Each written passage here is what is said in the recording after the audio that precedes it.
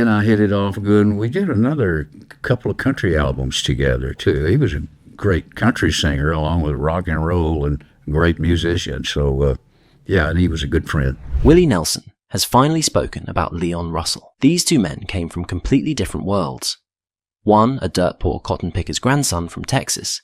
The other, a session piano prodigy who played behind the Rolling Stones and George Harrison.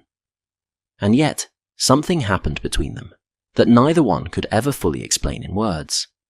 Was it brotherhood? Was it respect? Was it something closer to love between two men who understood exactly what the road does to a person? Stay tuned, because we're about to uncover what Willie Nelson revealed about Leon Russell. A few months ago, Willie Nelson and I got together at Paradise Studios and made a record album called One for the Road. What you're going to see is a few songs from that record album. Here's Heartbreak Hotel. Two boys who never fit where they started. Before there was a friendship, there were two little boys growing up a few hundred miles apart, in two towns nobody outside of Texas and Oklahoma had ever heard of. Both of them already halfway convinced that music was the only thing that made sense in a hard world. Willie Hugh Nelson was born on April 29th, 1933, in Abbott, Texas, a farming town so small you could miss it blinking. His parents split up while he was still a baby, and he and his older sister Bobby were raised by their grandparents during the Great Depression. Money was scarce. Cotton picking was the family trade, and Willie hated it. He'd say later he'd rather play music for free than pick cotton for pay, and he meant it. His grandmother taught him guitar chords. He wrote his first song at 7 years old, and by 9 he was already playing in a local band. As a teenager, he was gigging in Czech and German polka halls around Hill County, learning how to read a room, how to hold a crowd's attention with nothing but a guitar and a story. That skill would end up mattering more than almost anything else in his career. Now go up to Oklahoma, to a town called Lawton, and a little later Tulsa, and you'll find Leon Russell, born Claude Russell Bridges on April 2nd, 1942. Leon started classical piano lessons at 3 or 4, and by 14, he was lying about his age to sneak into Tulsa nightclubs and get paid to play. His band, the Starlighters, actually landed a short tour backing Jerry Lee Lewis, while Leon was barely out of his teens. Not long after, at 17, he packed up and moved to Los Angeles, chasing the same restless pull that had already been dragging Willie from one Texas honky-tonk to the next. Here's where their paths start running in a strange kind of parallel, even though they hadn't met yet. Willie moved to Nashville in 1960, trying to make it as a songwriter, and he did.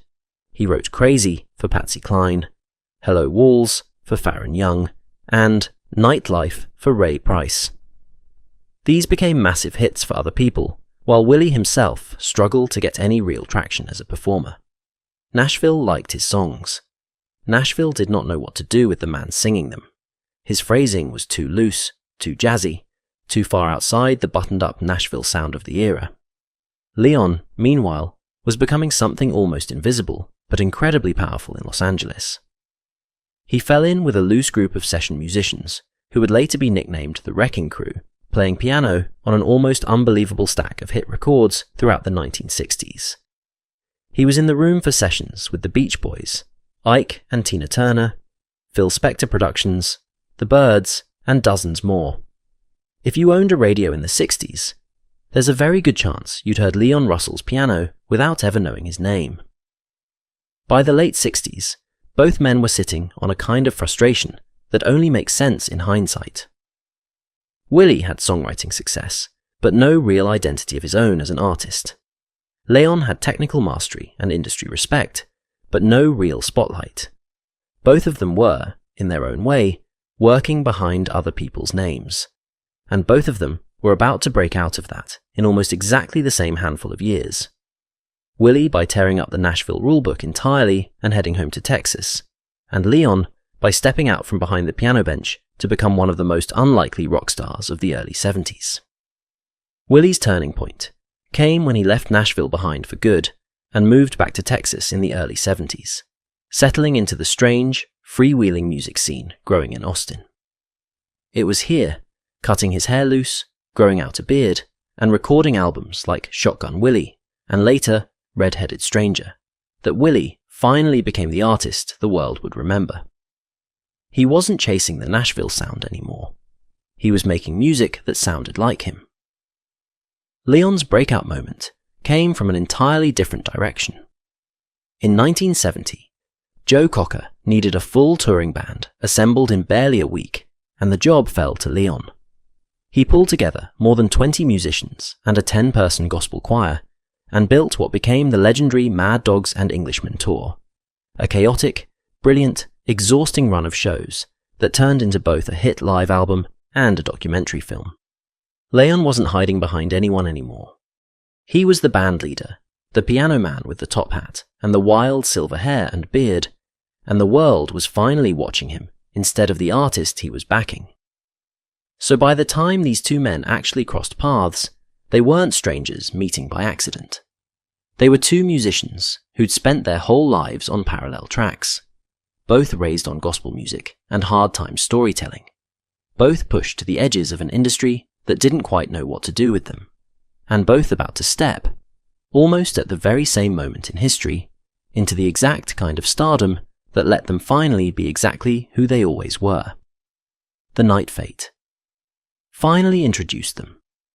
Every great friendship seems to have one small, almost accidental moment behind it, and Willie and Leon's story is no different.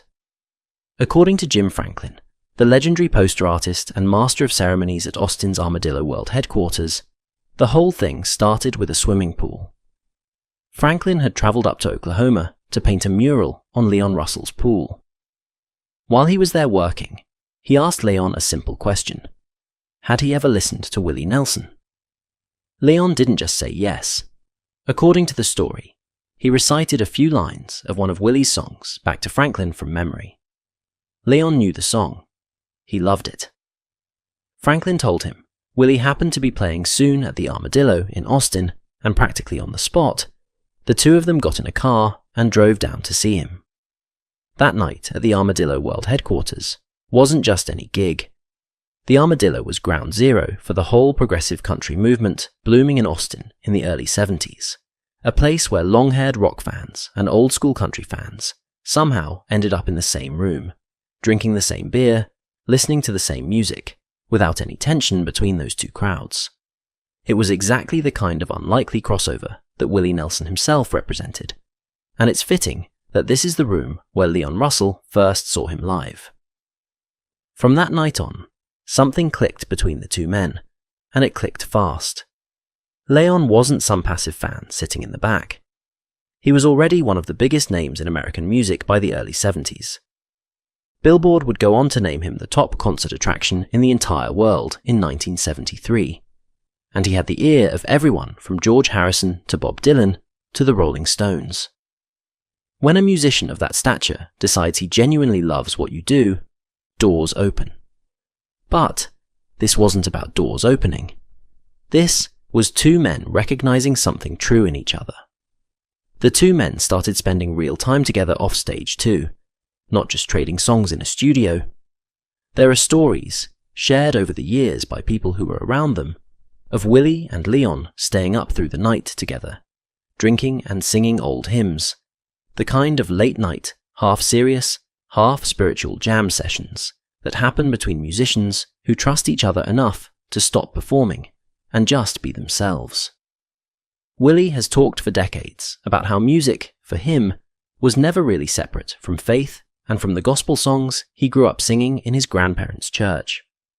Leon had that same gospel foundation buried in him from childhood too, soaking up rhythm and blues and Pentecostal music over the radio as a kid in Oklahoma. When these two got together late at night with a bottle and a guitar, they weren't performing for anybody. They were speaking the same native language. It's worth pausing here to point out just how different these two men looked and sounded on paper. Willie, by the early 70s, had become the reluctant flag-bearer of outlaw country, a genre built on stripped-down arrangements, plain-spoken lyrics, and a stubborn refusal to sound like anything coming out of the polished Nashville machine.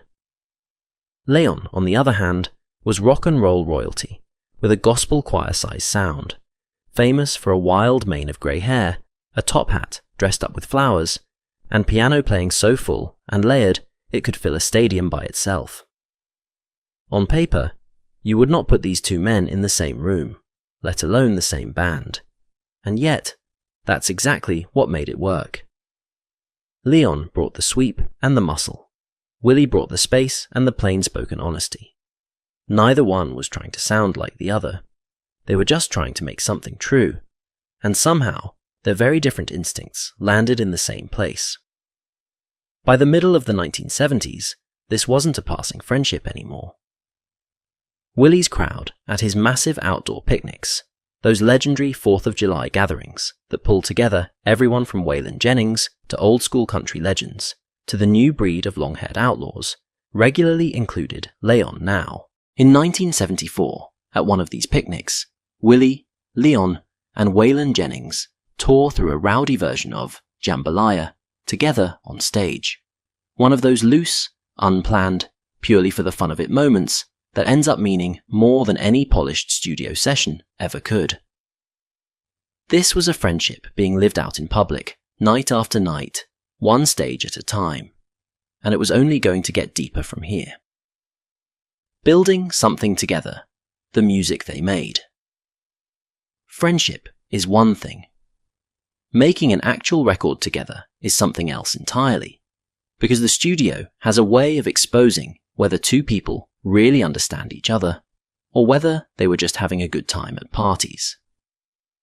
For Willie Nelson and Leon Russell, the studio only proved what everybody already suspected. These two men made sense together. The clearest, biggest proof of that came in 1979 with the release of One for the Road, a sprawling double album released on Columbia Records, produced by the two of them, and recorded at Leon's own studio, Paradise Studios, out in Burbank, California. This wasn't a quick session thrown together for a paycheck. This was two established, massively successful artists, Willie already deep into his outlaw country reign, Leon still riding the wave of his own solo stardom, choosing to spend real time building something from scratch together. What's fascinating about One for the Road is what these two men chose to actually sing. This wasn't an album of new outlaw anthems or freshly written material. It was mostly old standards, torch songs, and classic covers. Tunes like Detour, I Saw the Light, Don't Fence Me In, Danny Boy, You Are My Sunshine, Summertime, and Stormy Weather. These are songs that belong to everybody, songs your grandparents probably sang, and Willie and Leon took turns handling lead vocals across the record, trading verses back and forth in a way that felt less like a planned performance and more like two old friends passing a guitar around a kitchen table. Critics who've gone back and listened to the record often point out how naturally complementary their two voices actually were. Willie's dry, behind-the-beat phrasing next to Leon's rougher, bluesier delivery, somehow never fighting each other, always making room. And then there's Heartbreak Hotel. Their version of the Elvis classic actually reached number 1 on the US country charts, a feat, believe it or not, that Willie Nelson himself never managed to repeat on his own after that. Think about that for a second. One of the most decorated and beloved country artists in American history, and one of his very few number 1 country hits, came from a duet album made with a rock and roll piano legend from Tulsa. That tells you something about the chemistry they had. It wasn't a novelty pairing.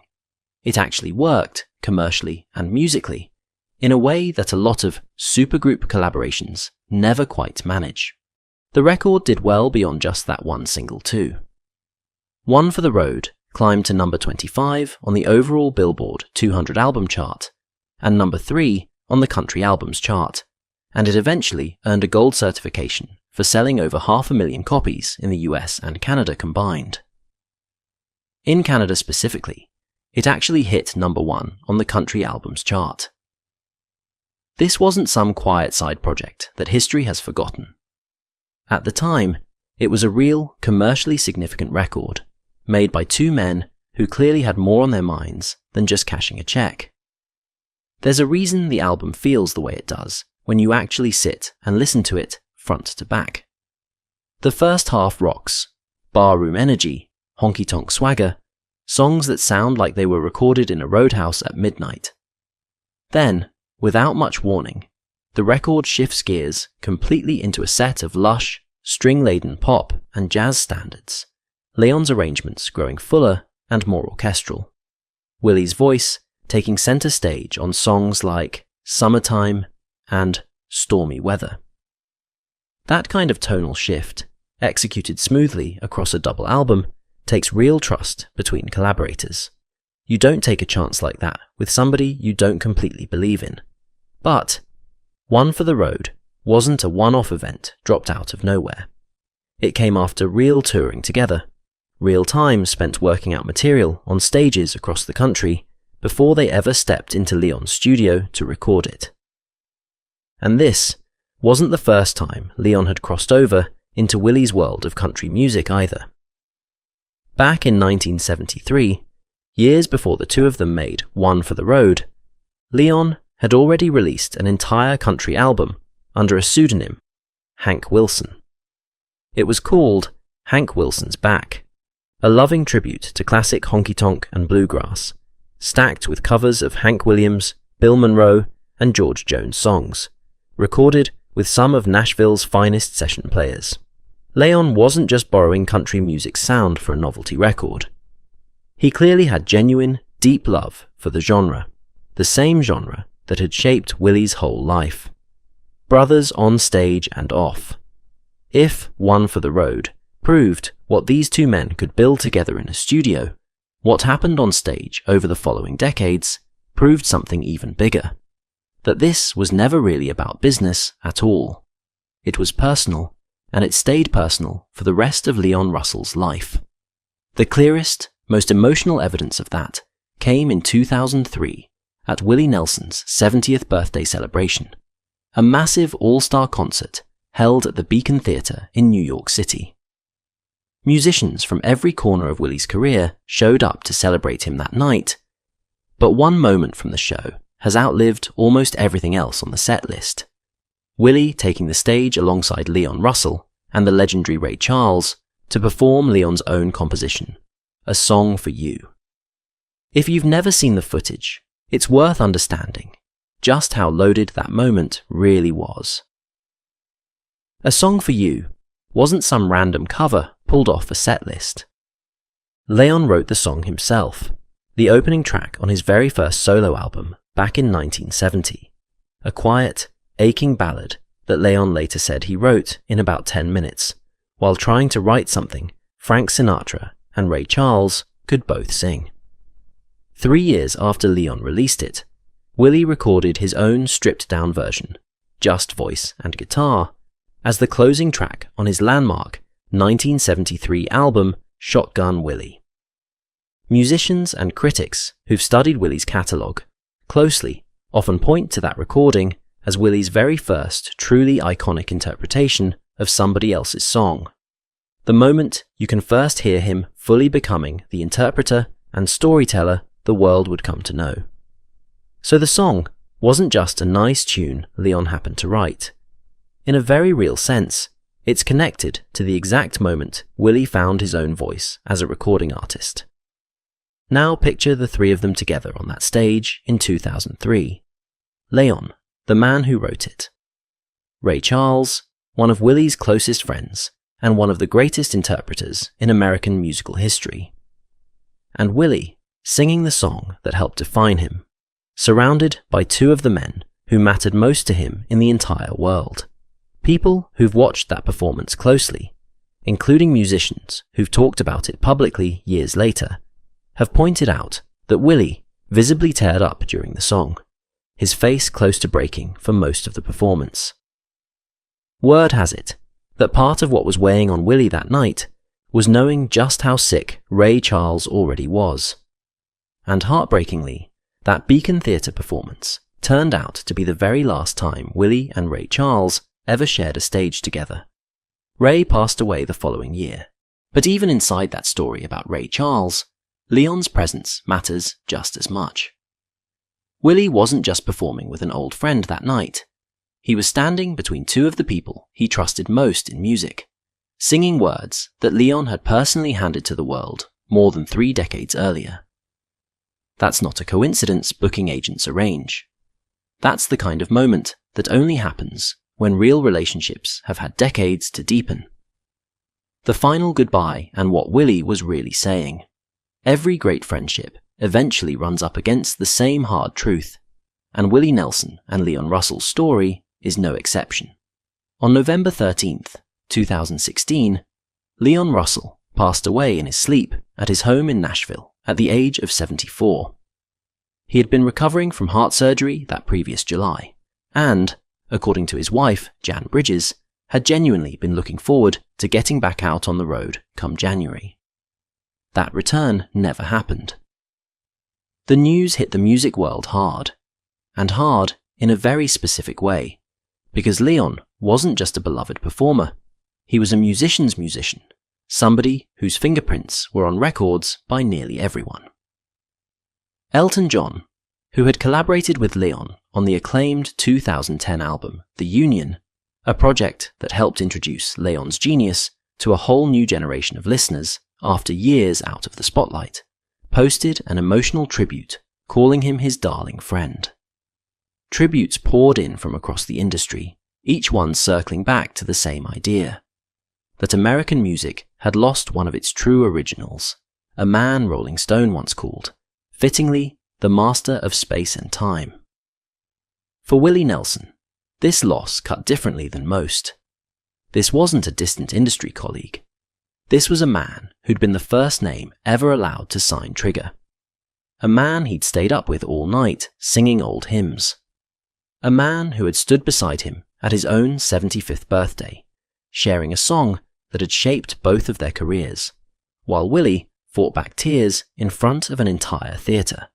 Losing Leon meant losing a piece of Willie's own musical origin story. The wild, freewheeling early 70s in Austin, the nights at the Armadillo, the sessions that produced One for the Road, all of it now belonging only to memory and to whoever was left to carry it forward. Thanks so much for watching. If you enjoyed this story about Willie Nelson and Leon Russel, please give this video a thumbs up and subscribe to the channel for more deep dives into music's greatest friendships and untold stories. Hit that bell icon so you never miss an upload. What's your favourite Willie Nelson or Leon Russel song? Let us know in the comments below. We'd love to hear your thoughts.